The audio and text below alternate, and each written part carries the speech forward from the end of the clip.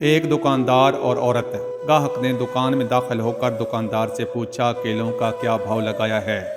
دکاندار نے جواب دیا کیلے 12 درہم اور سیب 10 درہم ہیں۔ اتنے میں ایک عورت بھی دکان میں داخل ہوئی اور کہا مجھے 1 درجن کیلے چاہیے، کیا بھاؤ ہے؟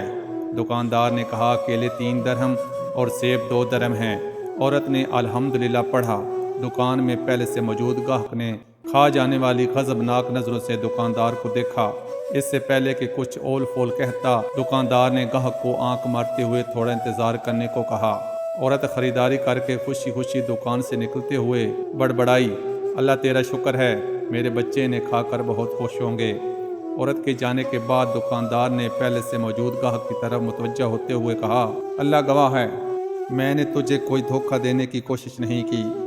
یہ عورت 4 یتیم بچوں کی ماں ہے، کسی سے بھی کسی قسم کی مدد لینے کو تیار نہیں ہے۔ میں نے کئی بار کوشش کی ہے اور ہر بار ناکامی ہوئی ہے۔ اب مجھے یہی طریقہ سوچا ہے کہ جب کبھی آئے تو اسے کم سے کم دام لگا کر چیز دے دوں۔ میں چاہتا ہوں کہ اس کا بھرم قائم رہے اور ایسے لگے کہ وہ کسی کی محتاج نہیں ہے۔ پوسٹ اچھی لگے تو دوستوں میں ضرور شیئر کیجیے۔